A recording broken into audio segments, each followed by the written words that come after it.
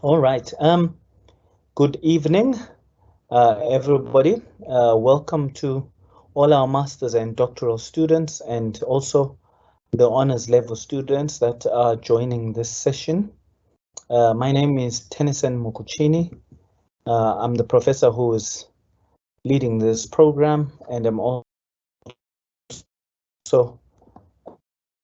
the director for transdisciplinary research and graduate studies at UNISA. So this field, the field of helping people with research skills development, is what I do, and have been doing this for one too many years. But today we have a what many view as probably some of the what they view as probably some of their best or the most notable session that they will attend, in part because this we are walking you through your the presentation of your proposal. Just for the sake of the administration of the evening, I wanted to point out that we have the basic way that things run is I will speak initially through the subject matter for the evening. And as I do that, I invite you to go to the question and answer section and start populating your questions. And because we're presenting things around the development proposal, it is quite likely that many of you already have pre-existing questions around things to do with your proposal. Feel free to start typing those up. Of course, it is possible that if you type questions very early on in the session, I may cover them during the session, but I will use my discretion to decide whether the questions that are being asked were asked before I presented the actual answer to the question. This session tends to run in a very specific way. Ideally, it would have been great to have the session in a much more interactive way, because generally it tends to be more about people's points of clarification that they've struggled with rather than me presenting things. But given that I've been doing this for goodness, a good 19 years or so, it is I have a fairly good understanding of the things that are problematic for people. We have created the proposal, the walk. It's a guided tour through your proposal. We have created this and put it together in 2 sessions. Normally, this session would be run over an entire week, so people can really get to the bottom of this. But with the pressure of time and the great number of subject areas that need to be covered, we've had to rethink how we package it. And the first session that you have will look at me walking you through the different elements of a proposal. And then tomorrow I will hopefully have, or the expectation is that I will open up a living proposal and then kind of speak you through different sections of that proposal. And of course, to make this worthy, I tend to take a real proposal from a real student that I've supervised, and I have a great many students that I support. A few have given their expressed consent for me to use this. And the idea with doing that is I can illustrate what the expectations of a proposal are and what some of the submitted work looks like. So it becomes a useful guide to you. Of course, no proposal is perfect. And the things I teach you are intended to be the gold standard that you aspire to, but not everybody reaches that. And those who reach it don't reach it all the time. But it's always useful to know what the target is. So when you miss it, you have a good sense of how far from the target you've gone. Also, just as part of an understanding around the sessions, I will be turning off the video in a short while, just so we can focus much more on the audio presentation.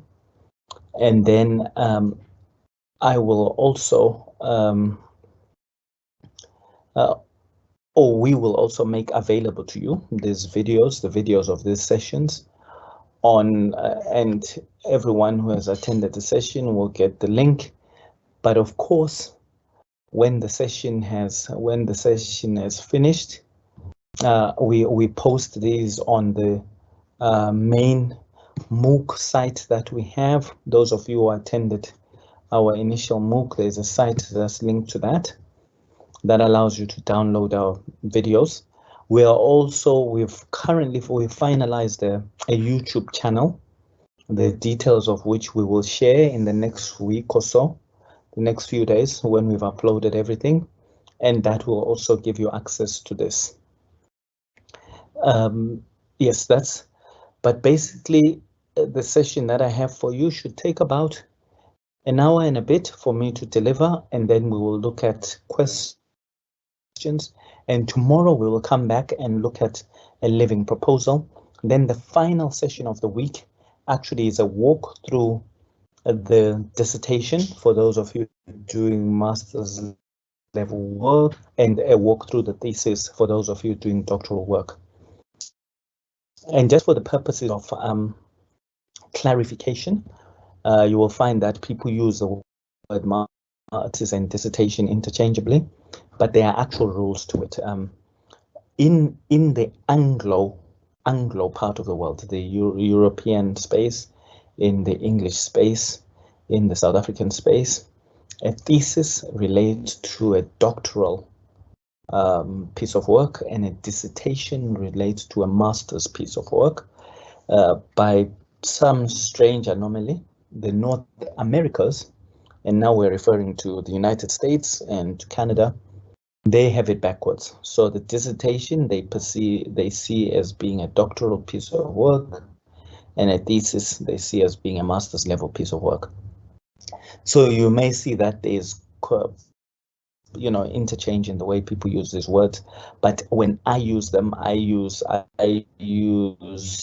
dissertation to refer to a master's level, and thesis, you come up with the thesis at a doctoral level, we call that a thesis. We use that to refer to the doctoral part of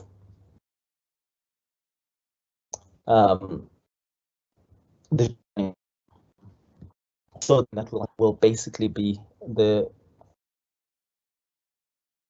walking you through your full dissertation, the chapters, or walking you through a full thesis, the chapters related to that.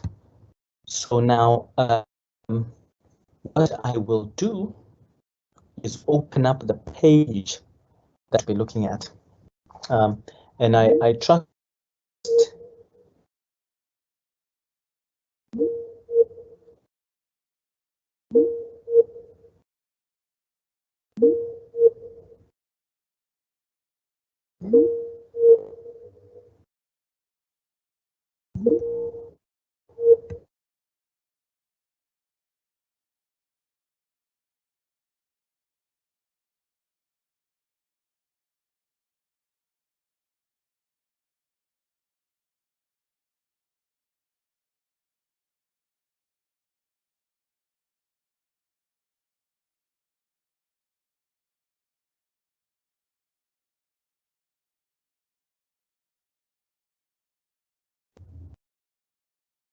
hello.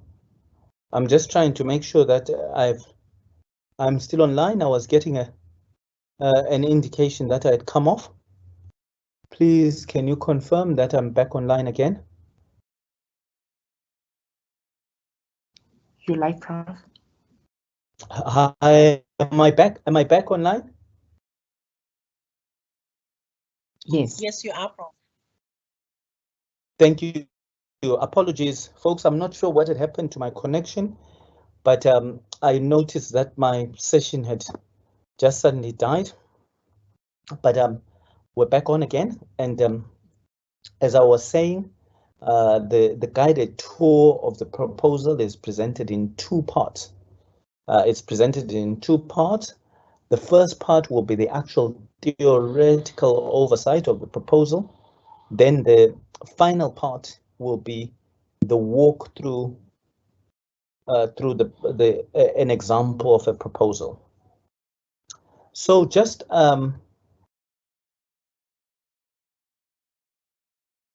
right, okay. So as always with proposals and other things, I always believe that we should begin with an overview of the definitional issues that relate to what it is we're looking at. So once again, I've told you that a research proposal is described as a systematically formatted and detailed statement of intent of the researcher, which presents and justifies a plan of action, and it also stipulates the investigation plan that the researcher has got.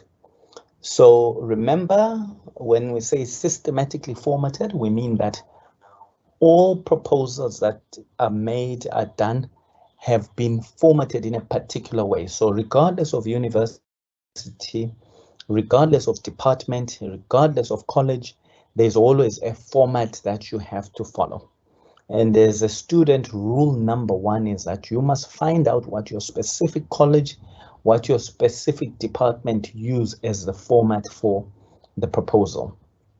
And given that all different departments, different colleges, different units have different things that they like, they have preferences that differ from one another, one can expect that the proposal document and the presentation of the proposal will differ from one space to another. Even so, despite this being the case, all proposals have a very uniform set of things that they include. Some will have little variances here and there, but generally they're the same. And these components are all kind of built up of key things from the research process. So you'll remember that we have taught you, we have had sessions that spoke through the research process, how a study is conceptualized, how people plan for the study, the empirical phase of the study, the analytical phase of the study, the dissemination plan of a study, those sorts of things. All of those are key components of a study, so they will appear in any proposal document regardless of what it is. And there are two basic formats for presenting a proposal. Some departments, some entities will ask you to just write a free-flowing proposal where you just develop a document as a student and you work through the document and develop your proposal, and others work through the presentation of a template. So your department may have a template that they ask you to complete, and that template will have sections that need to be looked at. For the purposes of this piece of work, we've got what is the normalized template that UNISA uses, but departments and colleges have been given the right to change this. So each of you who come from different parts of the university, you may find that there are sections that are represented differently, but the theoretical way that you approach them, the practice of how you approach them remains unchanged. It's all about the same. And if by some chance you end up not being at UNISA and you apply to submit a research proposal for another educational program that you want to be on, the proposal will have similar sort of components. But essentially, it is about you giving a detailed statement of your intent as a researcher, and then you also present what it is you want to do, and you justify, it's an important thing, you justify the choices that you make. So you will find that when we talk about research proposals, we will indicate what you want to do and you will defend why you're doing what you're doing within the proposal. And the basic rules, the basic ways that you deal with this are very simple, very straightforward. And that way is to accept that for every choice that you make, you must show the reviewer of your work, that you are aware of the other alternative choices that were available to you, but in spite of considering those choices, you chose option A. So if you say that your study is going to be qualitative, one would like to be very clear that you've considered quantitative options, you've also considered mixed methodologies, and you've still arrived at the fact that in spite of those other options, that qualitative choice that you've made is the choice you want. Of course, if you did that with every single decision in your proposal, we could end up with proposals that are 75 pages long, because every time you turn left, you have to explain why you didn't go straight or turn right.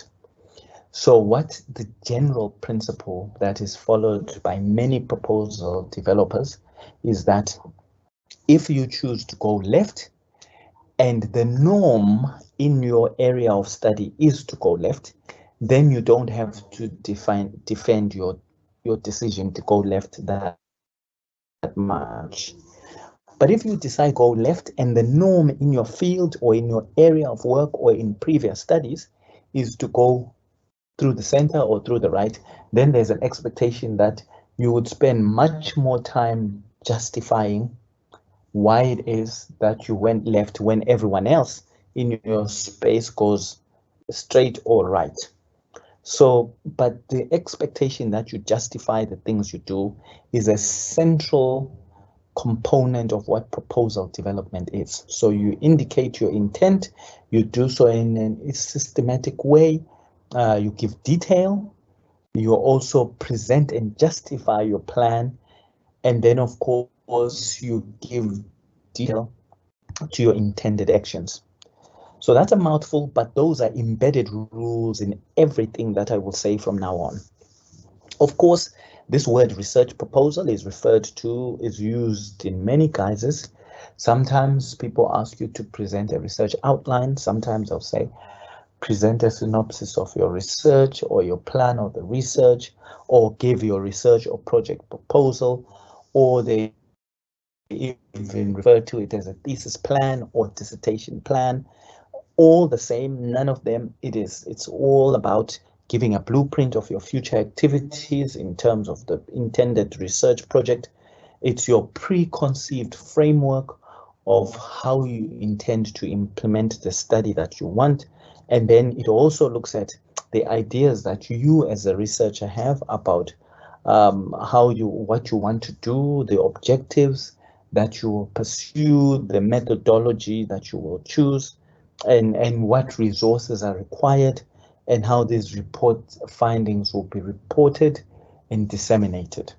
So essentially, it is all about this detailed overview of how you want to proceed in doing the inquiry. In practical terms, it's really just a comprehensive overview of your intentions in completing your proposed study. It details the plans for all the aspects of the research process. And that is where the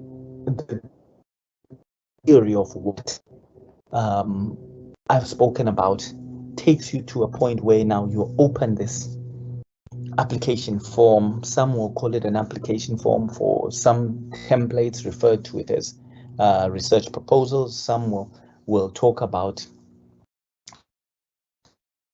being an application for ethical clearance, and just for the purposes of you understanding how this works. When you do a proposal, there are essentially two bits of the proposal that are known as standalone and critical components of it. The first is there is the scientific plan that you want to present. So that plan of your intended scientific activities that you will undertake within your study. Then the second part of it is we also use the proposal to make a determination about whether or not your intended areas of study are in compliance with key ethical principles. Is the work safe? Will the work maintain people's dignity? Do the benefits of what you propose outweigh the risks? And so forth. So there's two components to the ethics, to the research proposal, and the different entities deal with these components differently.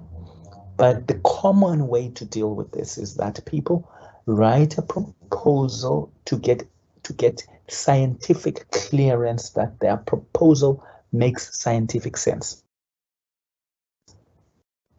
Then, being granted that, there is usually an additional phase that relates to ethical clearance being given to that scientifically sound thing. And that ethical clearance focuses very explicitly on the ethical compliance of the intended project.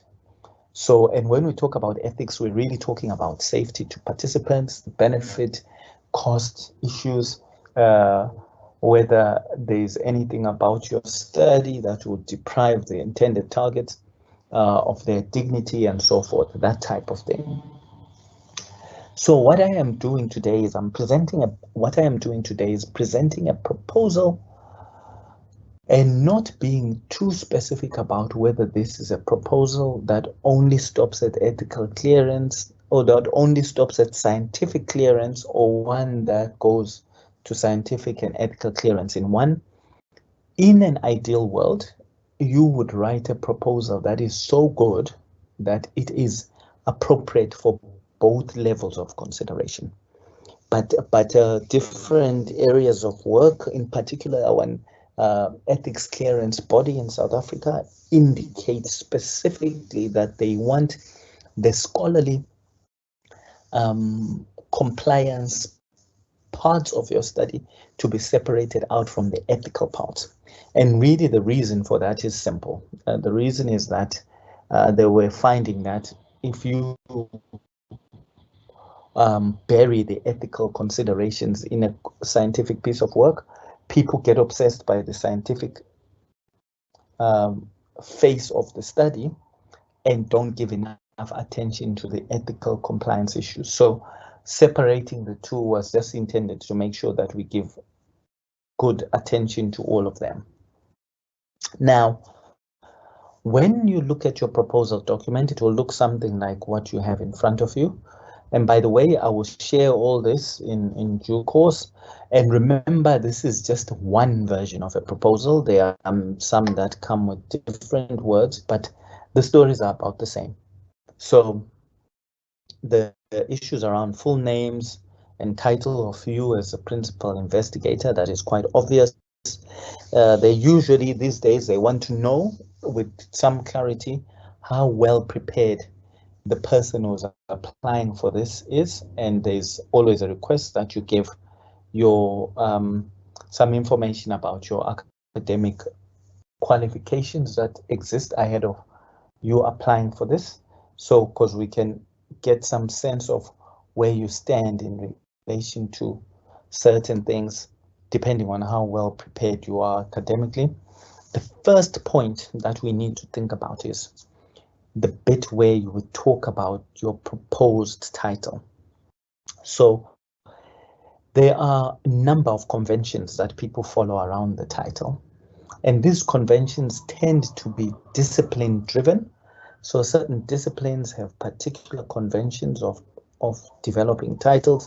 Some have different conventions. The most scientific convention is what they call the PICO convention. If you look at this slide, towards the last part of literally the last word on this page refers to PICO.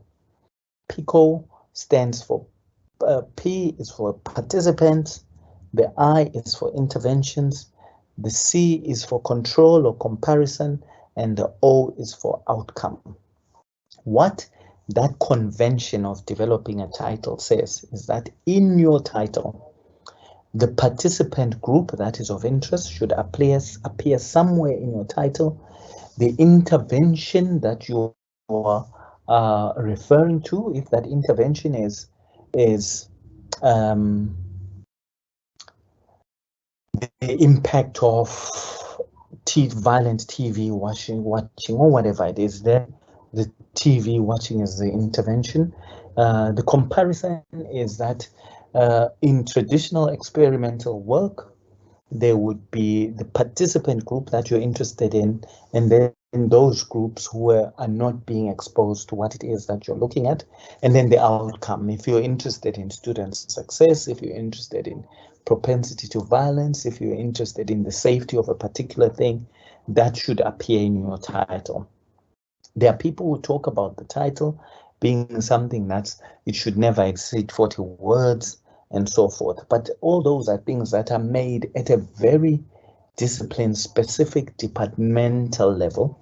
And what I say to you as a student is that you should always look at previous proposals within your department and try to understand them. Try to understand the convention that's accepted. So some conventions will require that the title specifically include the problem that you're investigating. So in your title, if you're investigating student dropout, the word should appear in the title. You should always avoid generalizations, and of course, sometimes people will make a reference to this being a case. The general view with that is that you should indicate that something is a case study if you think it's particularly necessary to differentiate study from any other type of study that people would look at. So fields that are very quantitative and does a study that's different because it's phenomenological, the title of their study might be a phenomenological assessment of such and such and such. And then, of course, there's another thing that study titles should have. Titles should bury the concepts. When I say concepts, fields of academic interests that you are concerned with.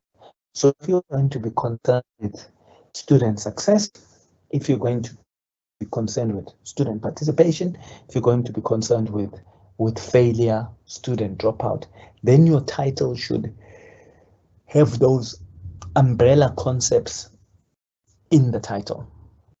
So you might find someone saying a mixed method exploration of violence related to TV viewership. Clearly now we know that mixed method is a method of that. We know you're interested in violence. We know you're interested in violence as it relates to TV viewership. If you then adopt the PICO part, you would then say a comparative study between TV watching children and those who do, or whatever.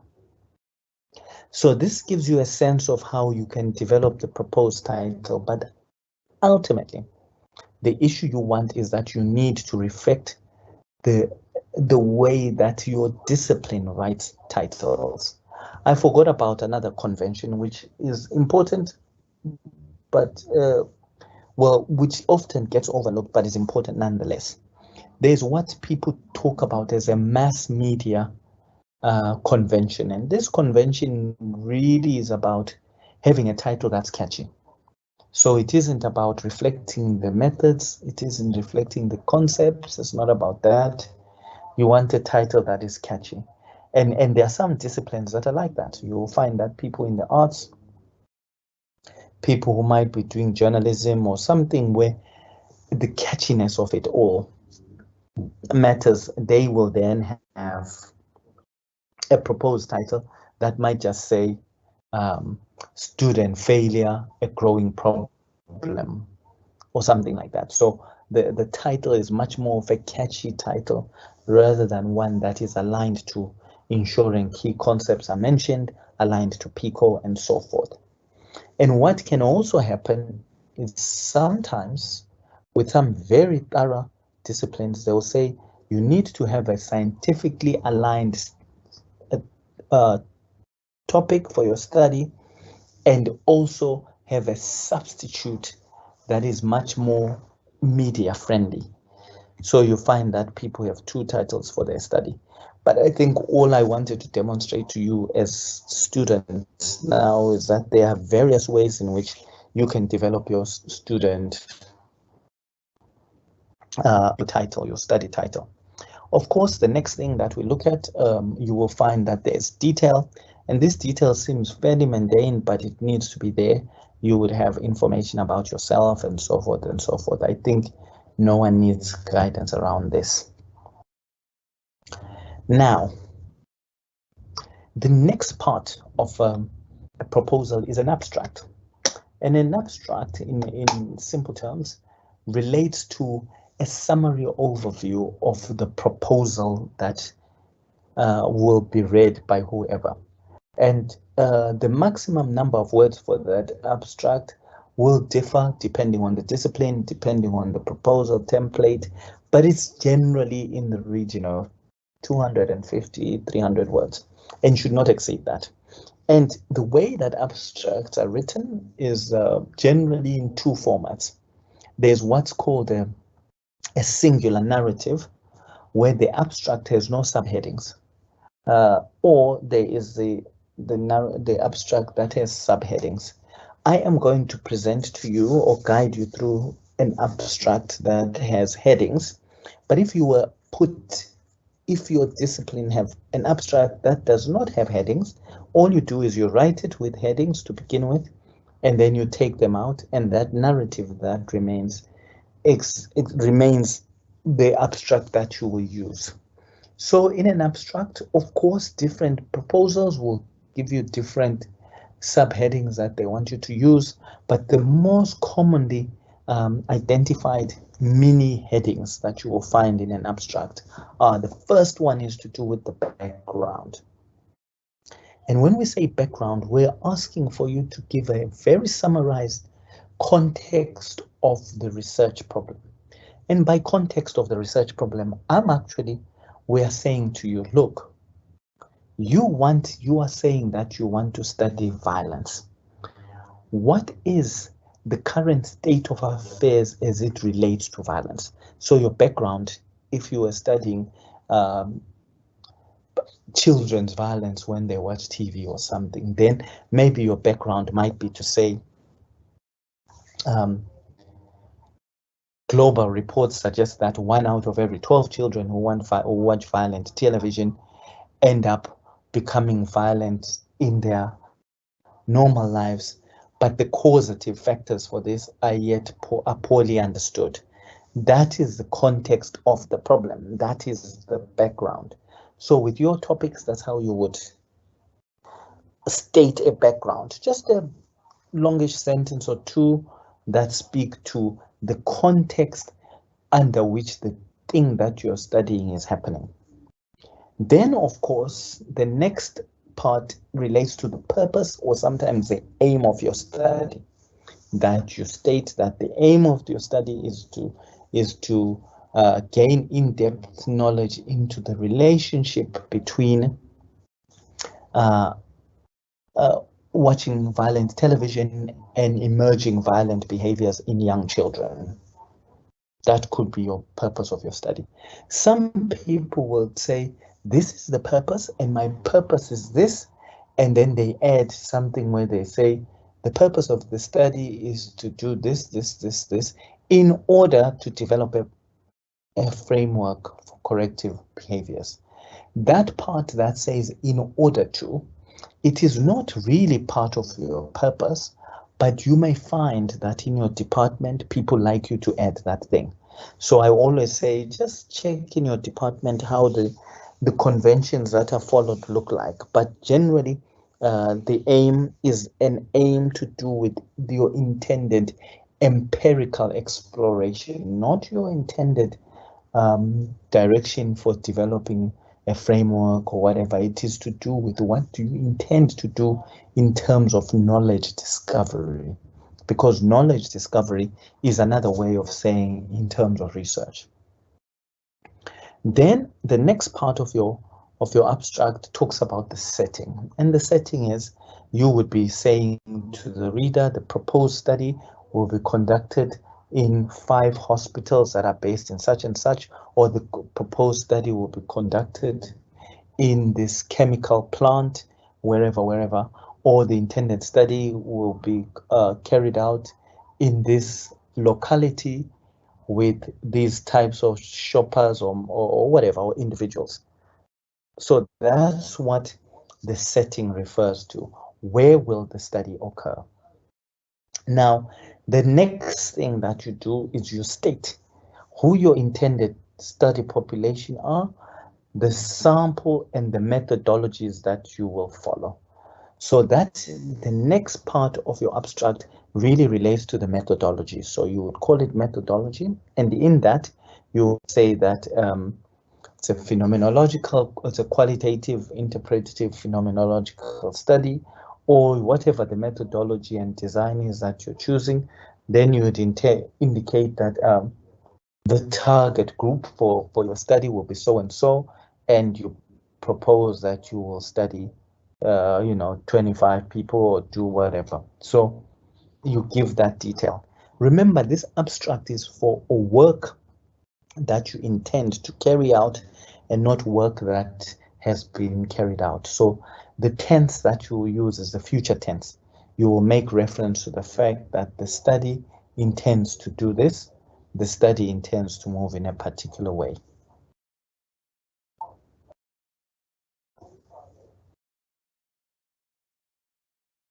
I have been asked to just bring up the study size, to make sure that the size of my presentation is bigger.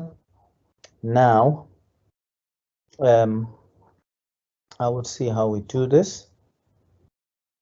All right. Oh, I'm moving back out. Let me go back. I think we may struggle a little bit to make this a bit bigger. But here we go. So in any case, so after you've written what the study population is, after you've indicated what your methodology is by stating the actual methodology, the actual study population that you're looking at, the sample, who you will focus on, then the next part of an abstract for a proposal is that you state what anticipated contribution you believe your study will do. So some people will say the proposed study will provide insights into so-and-so, or the proposed study will generate the necessary background information to develop this model, and so forth and so forth. So that is how an abstract would look like in relation to a proposal. There's also a requirement in some sections that people provide the keywords that they will use and associate with their study. So keywords are basically the type of search terms that you believe your study will have. I'm going to see if there's something that I can do here. Let's see if all right, let's see if oh no, it will not let me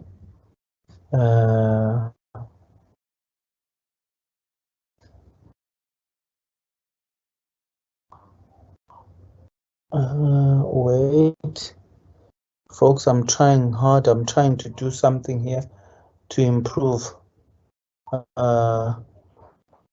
to give this a bigger size, and unfortunately at my end it won't allow me to do that. Screen use oh yeah, folks, it will not allow me to make this any larger, but as I say, I will share this with you. I will share this with you to see. Yeah, the laptop that I'm using is very different from any other laptop that people know. So the usual Zoom functions that you think you have, I do not have them. I'm trying to see whether I can increase, use. No, it will not allow me to make this bigger. I hope that people can see this, or zoom in at their end if they've got zoom in options on their phones and things. Right, so the next section after the abstract is the introduction and background. And folks, I will share with you the hard copy version of this presentation so you can make sense of what it is I'm going through. So the first part of the proposal proper is the introduction and background. And in the introduction and background, and sometimes they refer to this as an overview of the study, some will refer to it as the introduction only, some will call it the overview and so forth. But basically in an introduction, you give the background and outline of the research problem. So this allows you to give a more detailed account of what it is that you feel is the problem in the area you are studying. So if the area that I was looking at was to do with the perception that there's lots of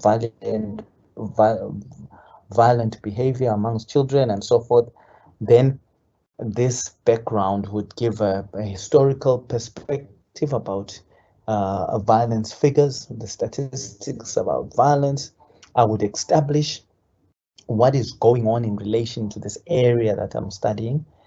Then, of course, there is a way of amplifying and refining your problem. And when you amplify and refine your research problem, there are a number of ways that you can amplify something. And you will know that there are sessions that we've done already as part of this program where we spoke about how people can, the problem magnifiers. And I referred to them in other sessions where there are things you can do to magnify your research problem.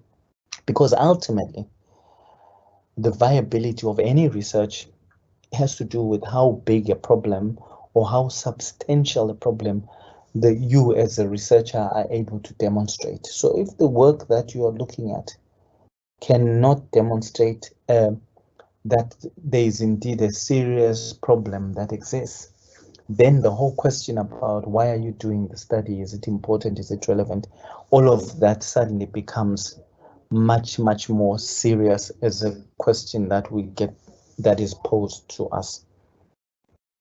So a number of problem magnifiers are this. The first magnifier is this magnifier of topicality, and I've taught you all this. This is all in previous sessions, so you can go back to those sessions now where we talk about how you develop your topic and justify your research problem. But in the proposal, you are now going to include problem magnifiers by showing us how topical, how current this thing you're looking at is. You can also magnify a problem by giving us the statistical overview, so showing us that this thing you're looking at is indeed a widely experienced problem or challenge. Sometimes things are not widely experienced, but even though they are rarely experienced, the nature of them is such that they are important things to study nonetheless. So you may magnify a problem either by showing the numbers of that problem or by just showing the seriousness of the nature of the problem. So someone could say, look, I'm looking at child abductions. We may discover that there's only 8 children who get abducted a year. So statistically, it's hard to magnify the problem through using numbers. They say, look, even though there's 8, the distress to the nation, the distress to people, the disruption to the social order of life is so significant that on that basis, this problem becomes important by virtue of its nature rather than its statistical appearance. And sometimes you may actually be lucky and have a problem that is both very common, but the nature of it is such that it's so atrocious that on that basis alone, it represents a significant problem. Then, apart from topicality, apart from the statistical or nature appearance, sometimes there's the issue of relevance. And relevance relates to the long-term and chronic problem status of something. And when I say chronic, there are some things that have been problems to the nation or to your discipline for many ages. So you can write about them being a problem by virtue of how long that problem has remained as such. Of course, your introduction also gives you an opportunity to say this is what the global problem looks like, but also these are the things that remain unanswered in relation to this topic. And clearly, if you have positioned yourself well, it gives you a chance then for you to say, hey, there's this particular question in my field that remains unanswered. And therefore, the research that I'm looking at wants to give understanding into this thing that has not been understood. If your study is qualitative, then it is enough to stop at that point. If your study is quantitative, then some of you may be required to postulate a hypothesis. And by postulating a hypothesis, you're literally saying, look, this is the problem that exists. From my understanding, before I even enter into it, I expect to see this. And then that your expectation of the relationships that you'll see is a roundabout way of postulating a hypothesis. So that's the introduction and background. Of course, the next section of your literature review relates to you describing the problem that you're looking at. So you will, you remember you gave a background to what it is that's been going on in the past and so forth. You describing the problem becomes a point at which you say, look, the global area that I was interested in, I contained in my background, but the specific problem that I'm looking at in relation to that is where you describe, that's what you call the study problem. You may find, many people find that the background to the problem and the description of the study problem tend to merge and look about the same. They start to be confusing. But if you think about the background being the umbrella range of issues that are challenging the area that you're interested in, but then the background to the study problem being more the focused identification, that very little area that you will be aiming to study. So you then are in a position now to say, look, even though I'm showing that TV violence or violence amongst children is growing high and so forth, I am interested only in that violence that we believe is associated with TV watching. So then you talk about the study problem being about TV watching. And in that, you should have been able to demonstrate how your specific study problem lines up to the background that you presented earlier. What are the previous investigations that have led you to this conclusion?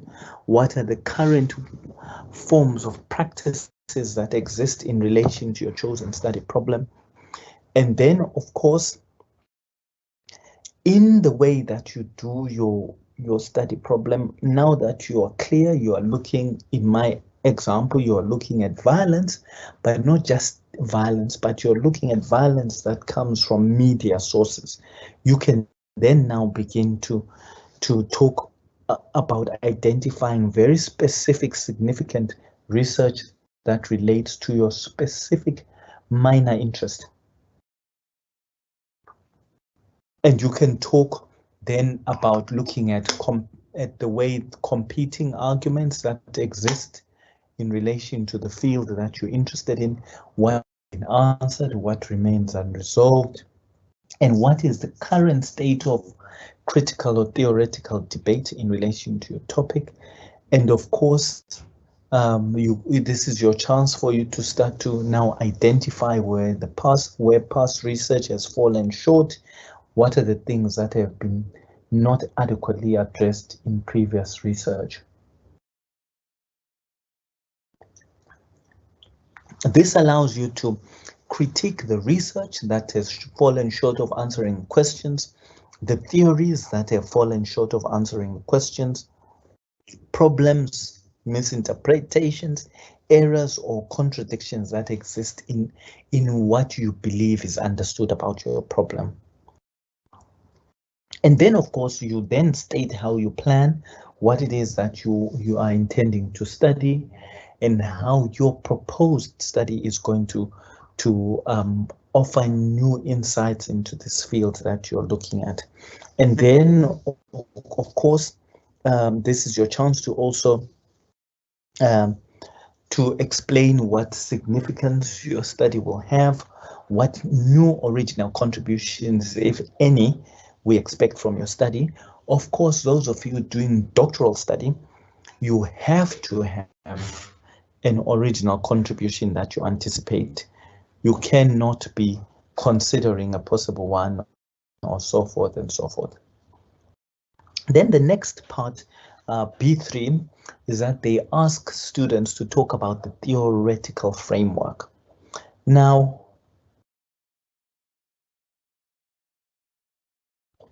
this really is a section where you give the principal theories that you think inform your understanding of the topic. You'll remember that we did a session where I spoke about conceptual frameworks. I've talked about theories. I spoke about the different ways in which theories make an appearance in your work. They make an appearance as a paradigm. They make an appearance as a lens by which you look through things, and they make an appearance as new knowledge. And this theoretical framework here relates to theoretical contributions as a lens. So you are saying that, look, I'm studying TV violence, and I'm going to study the way I'm studying violence, and I'm going to study the way media contributes to violent behaviors. So in that respect, the theories that inform my thinking may be theories to do with how social modeling theory, how we are modeled by the things we are socially exposed to. I might be looking at genetic theories that look at explaining how some people adopt things as a virtue of their, as a result of their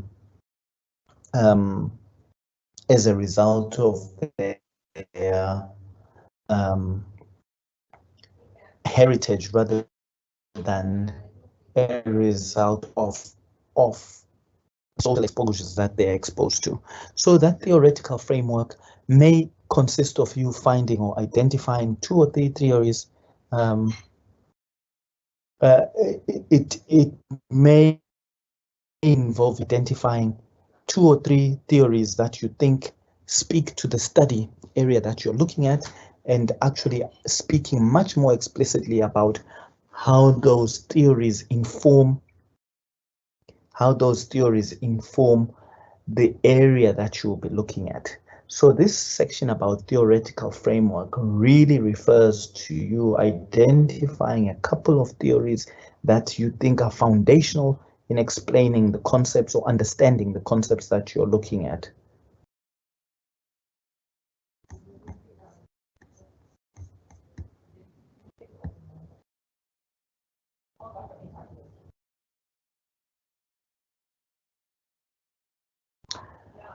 B4 is the literature review. Now, I've done a couple of sessions with you about literature reviews, but this section on the literature review is you just giving what I described in my previous sessions as a scoping review, or what we call the state of the art or state of the science review. And basically, this is you just saying, look, I want to look at an overview of all the published info that relates to this subject that I'm proposing needs to be studied. So this is your way of giving an account of all the credible published research on a topic. And when you're doing this literature review, it is very simple. 4 things that they call this we call this a preliminary review. It's a sort of review that allows the reader to just dabble in some of the research and some of the literature that relates to your topic.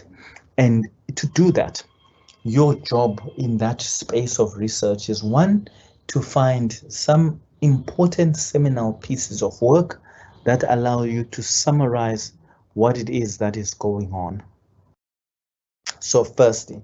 Secondly, the next thing is that it allows you to synthesize, to pull together the different viewpoints that exist and to kind of have a collective understanding of what you think all these different speakers in your space are saying and what you believe that that means.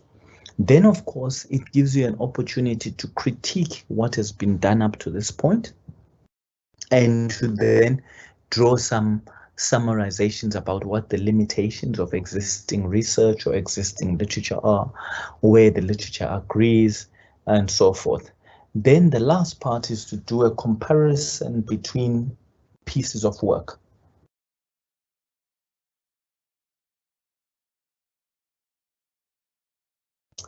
What now, this issue around literature reviews is an interesting one because different, as you can tell, all the sections that I've given so far, the background and review, the background and overview, the background to your specific research problem, the literature review, all of them are relying on literature.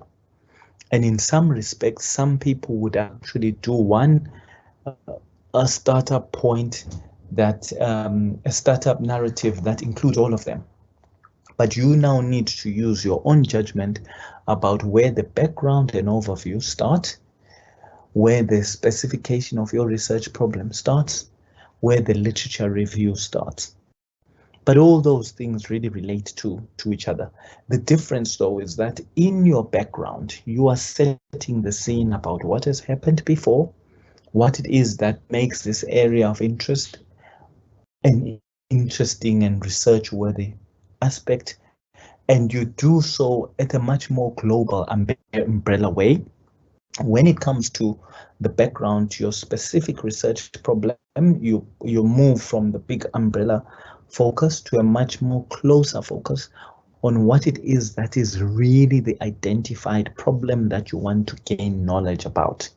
Then the literature review becomes now a review of the literature as it relates to that small umbrella problem. So you will then now be able to differentiate elements of literature involvement between different sections that I've described up to this point. Then, of course, the next part of your proposal is where you state your study. Some will call that the aim, and of course, the purpose is followed by the objectives or the research questions and so forth. And remember, I showed when you were talking about how you develop the purpose of your study is that ultimate level of knowledge discovery that you're aspiring for. And so depending on your level of study, that will differ, but really the purpose of the aim is that big final knowledge acquisition goal that you have. If your goal is to understand how A is related to B, that becomes your object, your primary aim. If your goal is to gain in-depth insights of A, then that becomes your ultimate purpose or aim of the study. Now, different places will use the word purpose or the word aim interchangeably, but in broad terms, if you are being very clinical about this, quantitative studies will refer to an aim and qualitative studies will refer to a purpose. But I must tell you that if you go from the English research space versus American research space, the term purpose and aim are used differently. So in general terms, you just have to look at what your discipline are using, but understanding that ultimately purpose or aim refers to that final summative objective that you are intending to reach in terms of knowledge acquisition around the problem that you're looking at. So, and then of course the research objectives, and I've explained this when we spoke about objective development, and I suggest that if you're unclear about these things, you go back and you source those videos and you get much more thorough insights into that. But research objectives are the next section. And I've tried in every way to refrain from giving numbers to objectives, but I get this question over and over and over again, and I've observed a great many of these, so I have some sense of what things look like on the ground. So with research objectives, these are the small steps that one, or knowledge acquisition steps that one goes through to get to that big aim. So you may decide that, hey, you want to understand the relationship between TV watching and the development of violent behaviors. Maybe the first step that you want to get to is to get a sense of how big the problem of violence amongst adolescents is. Then maybe the next step is how you want to also understand what the perceptions of parents or the individuals themselves are about whether watching television actually affects their behavior, and so forth and so forth. Those little pieces of things that you want to do as you head towards the big goal of your study, those are called research objectives. Now, in qualitative research, because qualitative research, as I've explained before, runs from the premise of not knowing what it is you're studying. So your journey towards understanding your topic is presented as you answering a series of questions. So you would find that qualitative researchers talk about research questions, whereas quantitative researchers talk about research objectives. But once again, these two words are so impurely used that in many spaces you'll find a research document or a proposal template that asks you both for questions and objectives.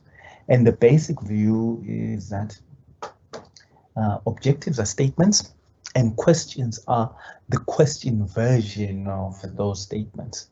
So normally if you have 5 research objectives, one would expect 5 research questions, because they are literally questions. Research questions are literally the objectives turned into question format. But how you go about developing this is something that I've taught you already in different sessions. All I'm just talking to you about is that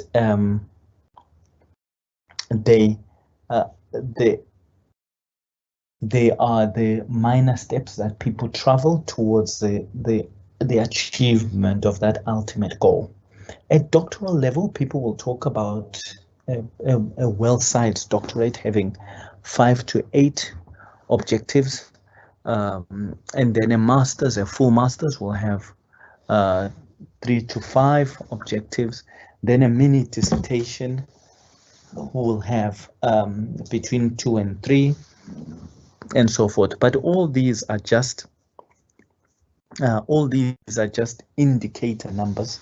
There is no fixed number, although it becomes very difficult if you have a doctorate and it has 2 objectives, because you are claiming that there's 2 unknown pieces of information that you want, and someone would say, well, does that represent the complexity one would expect from a doctorate? So the numbers are not rules, but they do indicate a lot of things. And remember, folks, when we're developing objectives, I taught you, and it's in a previous session also, about the use of Bloom's taxonomy to help you to develop the kind of action words that you would have as prefixes to your objectives. So you might begin with describe as your first objective. Maybe your next objective might be to do with analyze. Then the next objective might be to do with critically assess, and so forth. And that decision about how you move from one objective to the next was very was given a lot of depth of exploration in previous sessions. And if you are unclear about it, then you go back to that session that I did on developing your research questions and so forth, because it is too big a focus for one to cover as I walk you through a proposal. Now, the next section after you have detailed your objectives and so forth is the section that relates to the research paradigm. And with research paradigm, we're going back once again. Sorry, before let me just take this back to explain. So remember, I spoke about the section to do with you quantifying your problem, justifying your problem, and so forth, developing your objectives. What I have done here is thrown in a couple of slides that I believe are useful to just include around the part that talks to you, really spelling out the nature of the problem that you're designing these objectives to. So please, I've put these in here. I won't describe them, discuss them. They are from previous sessions. I just included them here to help you to see some things that have been overlooked. So in particular, what I included here are the definitional differentiators between what an aim and objective is and what research questions are. And this is to help you with this section that I just described now.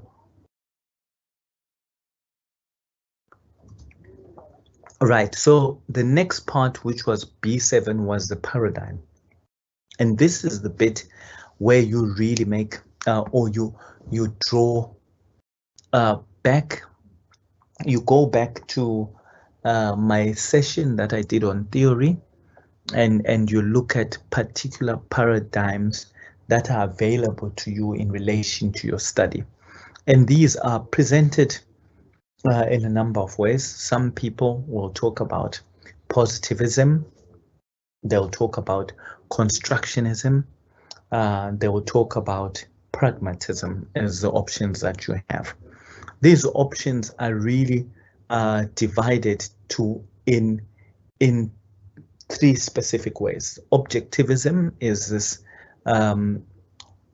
idea that a meaningful reality exists there, and all we have to do as humans is discover it, how we do not change or impact it. And that's really the position that positivism relies on, that the reality we have is countable, and all we have to do is numerically count and give a value to it, and that's all.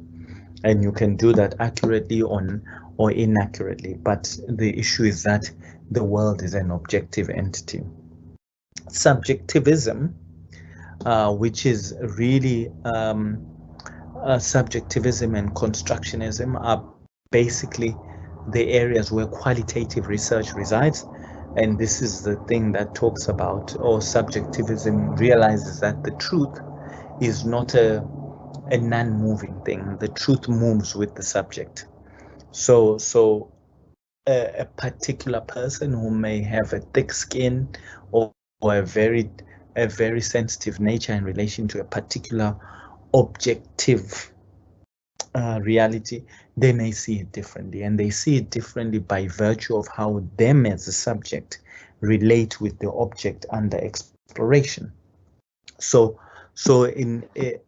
subjectivism, when you listen to it, it comes from the qualitative space. We also know that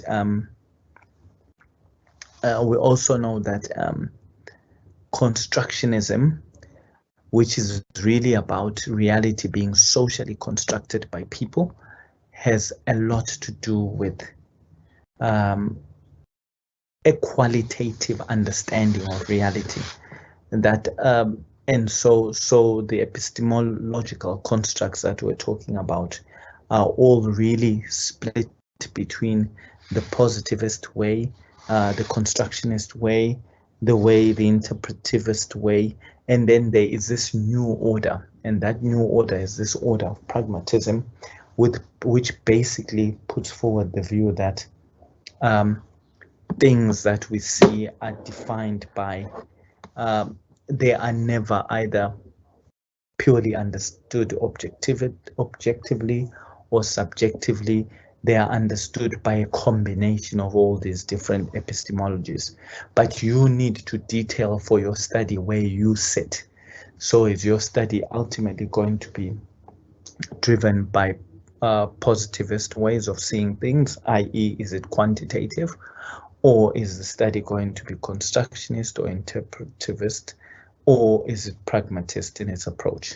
So those are the paradigm options that exist. Then, of course, B8 relates to study approach and design, and this is where you give an overview of the methodologies of the study, be it that it's a qualitative study, or quantitative study, or is it mixed methods research. You will detail which one you have chosen. You offer insights into the reasons why the other options were not chosen. Then immediately after that, you give an insight into the study setting where the study will occur, the population that you're going to look at in relation to the study, and then of course the sampling procedures that exist. And when you do the sampling procedures, I expect that sample development session that I did, which educated you on how you differentiate between the population, accessible or source populations, the target population, and sampling frames. We expect that you will use that language in this section when you complete the detail about your sample and so forth.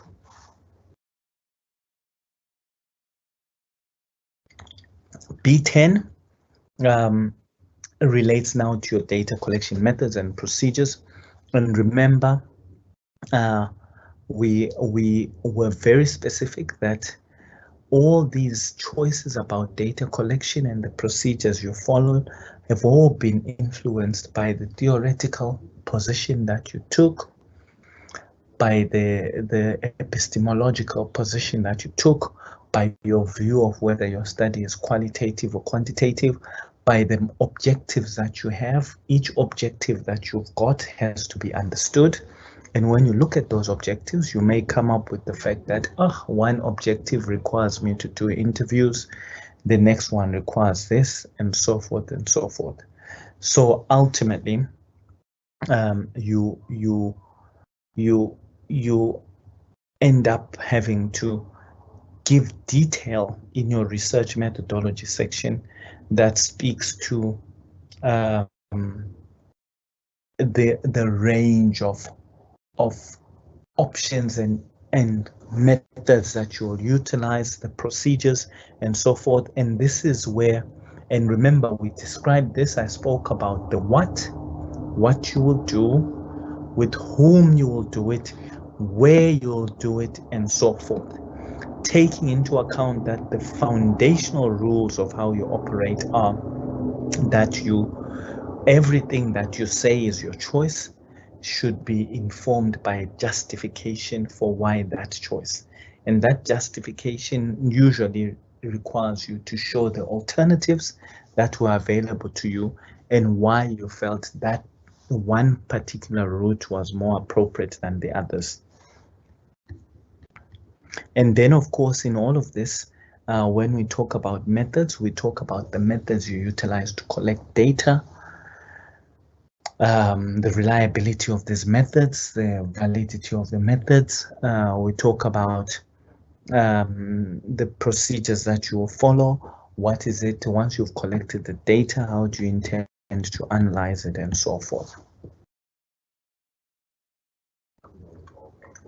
What I have done here, and this is quite small to look at, but one hopes that you will get an opportunity when you see the hard copy of this to see how some people summarize their study. They will give do a diagrammatic overview of the study, and then say that phase 1 might be them doing a retrospective review of records, phase 2 might be qualitative interviews, phase 3 might be a quantitative survey, And then phase 4 is when they plan to develop theory and maybe do another survey at the end.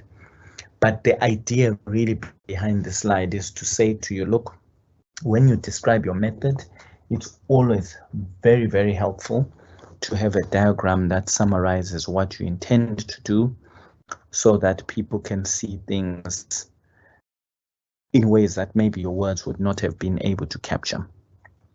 Now, B11 talks about the data analysis method, and in this section, you really just you speak in detail about the approaches that you're going to use to analyze your data. And the bottom line is that if you have qualitative data, then the methods you will give for analysis will be qualitative. If you have quantitative data, you will speak about the quantitative methodologies. If you have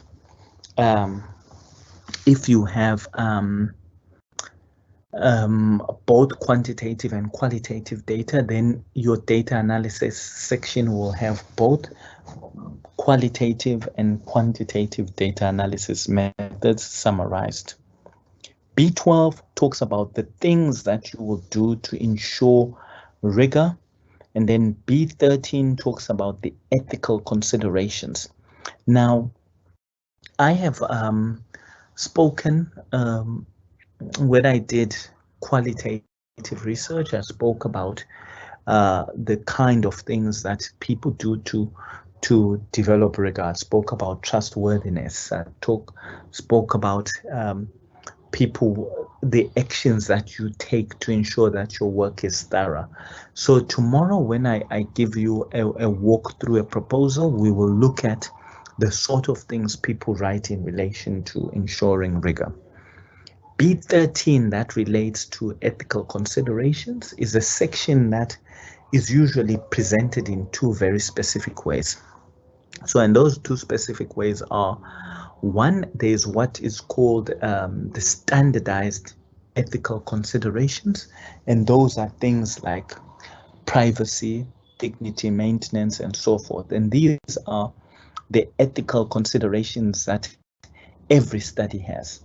Then on top of that, there's what are called domain-specific ethical considerations. And in domain-specific ethical considerations, individuals are required to think specifically about their study and think in the domain of this study of mine, what are the things that are unique ethical considerations that I should make? So, for example, when we talk about this, there are people who may carry out a study where they are the researcher and the people that they are researching they work with, and there's a power imbalance. Maybe the people they are researching are people who report to them ordinarily. So you may have to make a specific consideration around how you will manage the fact that you are the boss of the people that you are studying. That is a very domain-specific ethical consideration. You are not likely to see it in the books, but it needs to be reflected on. So there are two very specific ethical consideration types to consider. There's a generic ethical considerations that test books write about all the time, the dignity bit, beneficence, maleficence, ensuring privacy, confidentiality, and all that type of stuff. But then there are very specific considerations which are called domain-specific ones, which relate to the unique things that are going to only exist in your study and maybe not in others. We need to refer to those. Now, the next sections of a proposal document really are relating to you doing testing, where you just indicate what level of risk category you want to attribute to your study. These things, the only thing I can say about this is that you need to be honest, you need to be forward thinking, you need to also work with the principle that a risk identified is a risk managed, whereas a risk that you don't identify gives the reader a sense that you're too uninformed to understand what risks your study potentially has. So many people say, no, I don't want to reflect the risks that exist because it will make it look like my study is too risky. That is not you identifying risks and making very specific interventions to deal with those risks is a much better risk profile than someone who says my study has no risks when actually the reader can see risks. It's literally like a person who drives a car and cannot appreciate how dangerous a car could be, that they are worse than a person who perceives a lot of danger in car driving. So you will notice that the last part of this are all issues to do with the steps that need to be taken in managing all these unwanted possibilities that happen. These just need to be very clearly articulated. I think the content expectations are usually clear. The difficulty is that people think that it's better to overlook and pretend there are no things that could go wrong, but it's better to highlight these things and to have a very clear and honest thought process about what provisions you will have to manage these unlikely but realistic things that need to be thought about. So folks, that is pretty much what these documents speak to. There are elements here that speak about compensation of participants and so forth, and the basic rule around that is that we do not pay, we do not incentivize participation, and you cannot, but there is provision for you to compensate very direct and provable expenses, and you must declare this from the onset. So if you believe, for example, in the current climate, that people might need data to undertake an online interview with you, you could declare it from the start that, hey, we are going to need this particular form we appreciate that you using data may cost so much, and as a gesture to compensate you for that, we will give every participant 50 rands or something like that. But those are things that we can discuss when I have a particular proposal in front of you, which will be what I will do tomorrow. And then, of course, the final bit relates to you including references of that you used in your particular in the references that you used in your particular proposal development. The latter part, and this is not always included, is that they ask you what the anticipated structure of your dissertation will be. So you basically do a very short paragraph that says what chapter 1 will look like in your proposed work, what chapter 2 will include, what chapter 3 will be, and so forth. And what I've done is I've included that here, but we will demonstrate it much more clearly when we do the work. Then the final part really relates to this project time frame, where people are asked to give a schedule, a research schedule for their work. So they would indicate, break up their project into maybe 10, 15 activities, from writing up the proposal to submitting the proposal to getting feedback on it to developing chapters to data collection and so forth, and then indicating what timeline you expect for that so that we can approve a responsible timeline for completion of things. And I've tried to capture this on here, but it's not come out clearly. And what I will do when I share with you the example tomorrow, you will see a lot of this. And of course, then the final bit is that there is a statement that has to be made by you to say that everything that you have written is indeed your own work. Then, of course, you sign that and your supervisor approves that. The important bit, and this is a fairly new expectation is that when you complete your proposal, we submit this to turn it in so that we can have an originality assessment to identify how much of your work is indeed showing signs of having been sourced from elsewhere without proper acknowledgement. So that's the last part of all this. But folks, that is the final slide that we have in terms of my presentation to you. Now what I will do is work through the questions, and please be reminded that the arrangement was that with these questions I will look through what I have already attended to, and if I believe that some questions were asked before I covered a certain thing, I will just acknowledge the question but indicate that it's already been attended to. And right, so we'll start with this. What I will do now is just unveil my face again. Okay, so the first question, Tulisile, I would like to know how can one get access to your department's past proposals?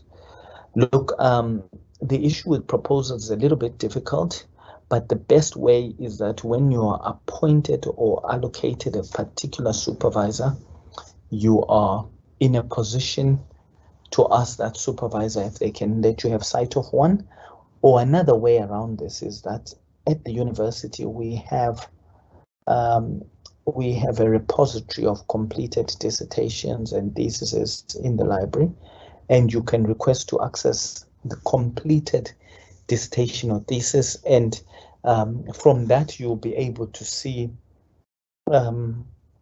in the appendices of that document, people would usually have attached something that gives you a sense of the proposal, a sense of even the title. Remember, the title of the things that you would normally get from a proposal will be available in a complete dissertation or thesis in one shape or form.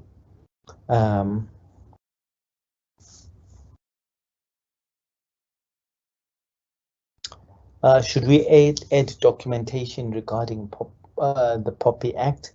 I know ethics may form part of this, but do we add POPI information?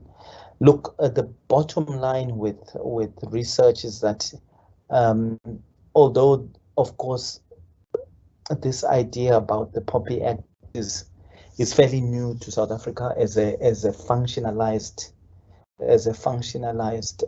act of parliament, but the rest of the world, and I did a lot of research overseas, have been operating with this knowledge in any case, and the provisions of research far exceed what POPI Act requires from you. So in actual fact, it's suggesting new safety protocol that has already always been in existence in any case in the way we manage data within research. The fact that you code everything, the fact that you anonymize things, the fact that, you know, so really POPI Act is maybe more for generic type things. It's unlikely to change how you deal with research activity, because research activity already has provisions that far exceed what POPIA is all about. So that's kind of, if you're really following research principles, all the requirements of the POPI Act have been already integrated in that. So in principle, it doesn't change much. It just reminds us that this is important. Okay. So the next question is around management of timelines for research proposals. Now, folks, there's a huge space around debate around this whole world of proposals, but I will tell you how the space is set up. So at a national level and international level and everywhere else, there's acceptance that generally for a thoroughly researched proposal that is considered and well developed, people are allocated the first year of registration to complete that. So, but then, you know, with all these different spaces that say people should finish quickly, you hear people saying proposals should be 4 weeks, they should be this. Those are all new inventions. But the idea was that for a fully grounded proposal, you need a complete year. And in that year, an individual should pace themselves in such a way that they allow for 8 weeks or so of the latter part of their journey to be around assessment of the proposal. So that's kind of what has been built into the generic administration of your registration and so forth. But some departments can perform much quicker, some don't. And all of that has to do with you being very clear or having a clear understanding from your supervisor as soon as you meet them. You say, look, I need to understand as I prepare this, what's the lead-in time for approvals? Then you work from that stance. But different departments have different rates. Of course, all of us always want it to be quicker, but the general view is that the subscription to master's and doctoral work has far exceeded the resources that are there. So that's about all that I can say without saying much else. So this says, what is the difference between the background contained in between the background contained in an abstract and the one contained under the introduction? I think I mean, apart from the fact that one is length, I mean, the very obvious strength is one is a two sentence summation in an abstract versus a 5-page, 3-page thing. So I think that difference is elaborated. One is a background, they are both the same. One is a short version of the other. I mean, the abstract, remember, is a baby version of the full document. So everything in the abstract will be found later, but it will be expanded on. So the difference really is ultimately to do with length, and because one is so short, it will have missing elements compared to the other. But there is no obvious other type of difference. Oh yes, okay. There is someone who gave guidance on how you zoom into the presentation on your own screen. Try pressing Control and plus to zoom in and Control and minus to zoom out. Yes, folks, please do that. I am unfortunately doing this using a MacBook, and I struggled a little bit to change that, and I had a real difficulty moving from the document that I was working on was in a very unusual JPEG format, and I had to kind of change it. But when you receive the full version of this, you should be able to work through that.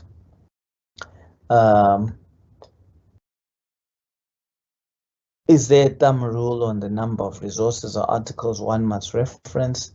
There is no thumb rule, but generally, and this is old knowledge which people don't really use these days, and it's very British in its basis, but they would say you should have a reference for every 100 words. But of course, you will realize you can't really maintain it. So the idea is not to do with numbers, it's to do with the fact that if you state something that represents a contested piece of information, you better reference it. If you're going to make an assertion that one would not expect, you better reference it. The purpose of the study or the aim, is it the same as the importance? No, they are not the same. The importance is the significance of the study and the aim is what you are intending to gain as your knowledge. They may have similar elements, but they are not the same. Please, can you provide guidance on exactly when a gatekeeper's letter might be needed? Should this be developed before the proposal? So look, the question around gatekeepers issues and stuff is very, very differently handled, but for those who don't know, a gatekeeper's letter is the letter you get from your intended study site to say to them, hey, they are your permission, prospective permission to access their site when you get clearance. But we're getting into a situation where some places are saying, no, you need to have academic clearance before we can give you a gatekeeper letter. So many a time you have to in your proposal, you submit evidence of a gatekeeper letter that you are writing, but not the actual permission. And you make it clear that I can only get permission from the gatekeeper when they know that my work is academically sound. But you will get debate around that, and it's always a little bit difficult to tell you now how people will act. But that's the general principle. In terms of the word count, will each college have its preferred word count? Yes, each college will have its own limitations and things. If they don't give you, then you do what you believe is necessary to communicate what is required of you. But in general sense, proposals are about 30 pages or so long, depending on all sorts of things. Some people embed them with many diagrams and so forth. Can you repeat how types of literature reviews are used in a proposal?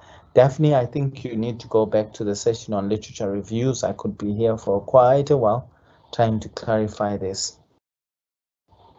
If one is to request to produce a 3-page concept paper, well, look, a concept paper is really you saying these are the things, this is the problem I'm interested in, this is how I intend to do it, this is what contribution I intend to make. Nothing more, nothing less. You don't get into the detail of debating why you're going this versus another and so forth, and that is the difference. Millicent wants to know, Prof, I need to know whether the general introduction, literature review, and methodology to be in separate chapters, or in one chapter in a PhD thesis. Millicent, I think you've asked this question 2 sessions ahead of schedule, and it should be for later. They are meant to be in a PhD thesis. They must definitely be separate, but you need, there's a session that covers this. And then I would like to know where to send research proposal if you want to understand whether you're heading in the right direction. Well, you send the research proposal to your tentative supervisor, and you attend these sessions, and you use the sessions to gain as good a compass understanding of where you're going as possible. The risk session of the proposal, does it refer to research participants, or does it refer to the researcher as well? No, the risk session of a proposal is about the participants primarily. How long does it take to receive feedback? When I've submitted proposal for my ethical clearance, I think Petunia have answered that. It depends on departments. You should ask the department that you're related to, but you should build in at worst about 8 weeks. I think that's the worst possible. Some places will do 2 or 3 weeks, but always ask. Things move. It depends on time of the year you submit. If you submit at a time when 20 other students submit, you can expect it to be a problem. The idea is to do your proposal and submit it when they're submitting in the last minute. You'll do better. In one's proposal, it is necessary to have a section that deals with literature review, or does it suffice to deal with prior research? Remember, this questioner said there are templates that you will be given, so look at what the template guides you, and if it doesn't guide you, the idea is you should separate it out. What is the acceptable standard number? I think I've answered that. What is the difference between research gap and rationale of the study? The rationale of the study is the reason why you're doing the study, why it is important. The research gap are things in your field that you believe have not been covered, and they should be covered. How old should a ref be? I think, Petunia, we've covered this before. There is no answer to this, but you have to show currency of understanding. So you have to have a wide range of references that show that you understand the old and the new. But if all your references are old, it gives an impression that you don't understand the new. If you don't have any new references, then you indicate as part of your basis for carrying out the study that you're carrying out the study because there's a paucity of understanding. I access previous sessions on YouTube. I heard you mention a website that we can access. What is the website again? It is the MOOC site, and I will ask that people respond in my team, send this to you. Do I have to be finished the proposal before submitting the ethical clearance? Of course, yes. You cannot ask for people to decide whether your study is safe or not when you have not completed your outline of your intentions around the study. So that's how, that goes. Folks, I think these are the questions that I have. I will not engage with any others because they keep coming in. I've actually attended to all the ones that have been published, and I want to thank you for this. Has been a rather long session. We're almost at 8 o'clock, and we will see you on when we do the second session that relates to me giving you an overview of one proposal that I have in front of me. So I want to thank you for attending tonight, and I wish you the best.